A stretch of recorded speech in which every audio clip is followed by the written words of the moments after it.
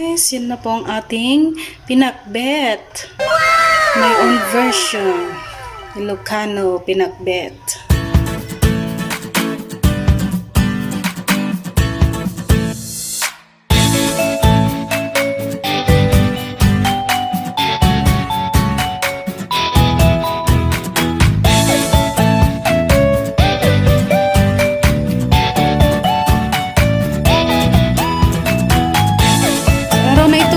Tayo po ay magluluto ng pinakbet ng Ilocana. So, mga kailangan po natin, ito po, meron tayong sibuyas, bawang, kamatis, pinaghalo ko na. Meron tayong sitaw, kalabasa, okra, talong, ampalaya. Yan guys. At meron din tayong 1/4 kilo ng pork. Yan, pork meat. So, halina kayo guys at samahan niyo ulit ako sa aking pagluluto. Yan guys, kailangan nating pakulong mabuti yung karne ng baboy hanggang sa magmantika. At yung mantika po niya guys, ay yun po yung gagamitin natin sa ating pagluluto. So, wait lang natin. Yan guys.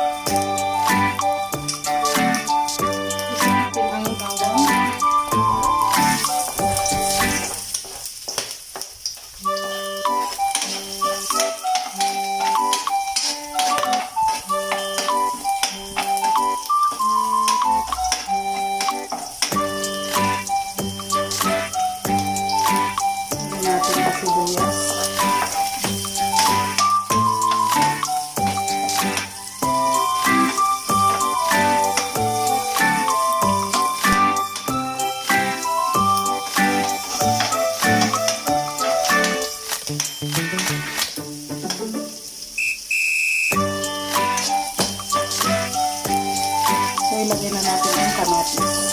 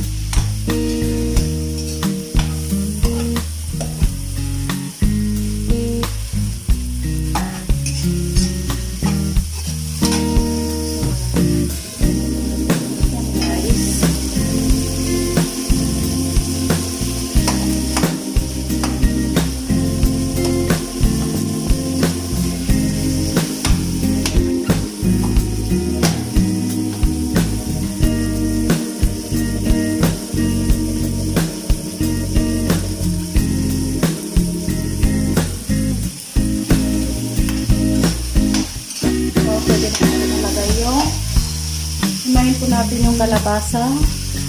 Yan, kalabasa.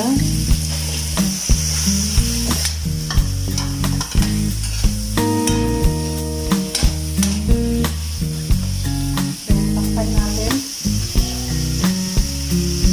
Hanggang sa maluto yung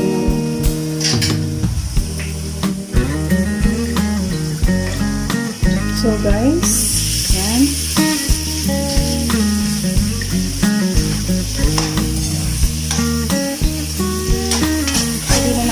Yung ibang gulay.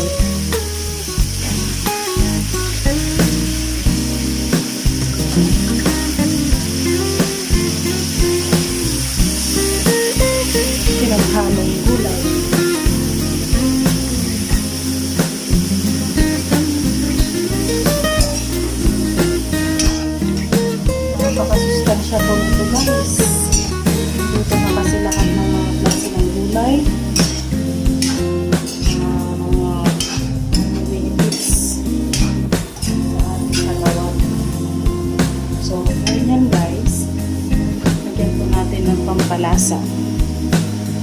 So, hit natin ng bagoong. Yan, fish sauce. So, sa akin kasi guys, tinatansya-tansya ko na lang po. Yan, kunti lang po ang lagay natin. Yan.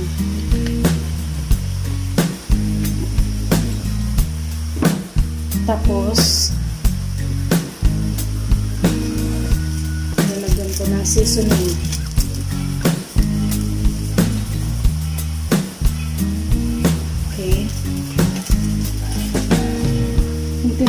Kunting tubig para may maluto yung gulay.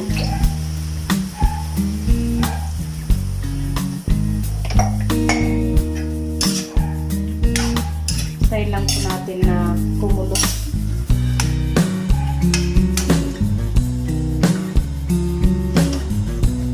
Ulit guys. Guys, yan na po.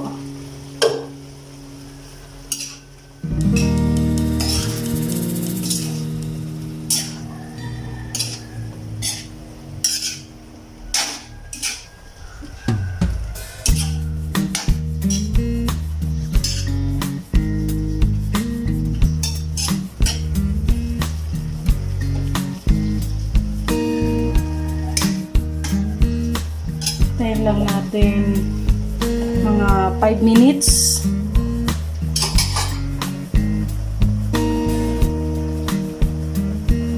Lagyan na po natin yung sili.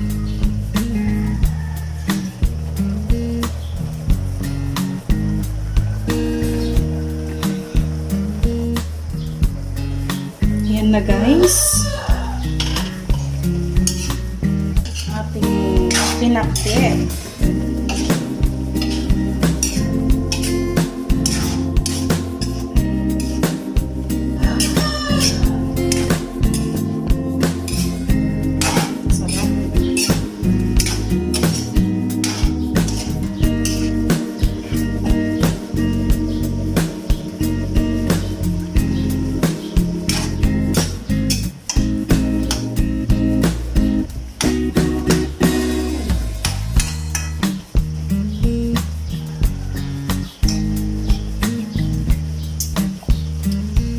Yummy! Yan. Sarap. Tama lang yung lasa. Yung alat. Hindi siya masyadong maalat guys. Tama lang. So, pwede na natin siyang patayin. Guys, yun na po ang ating pinakbet. My own version. Ilocano pinakbet.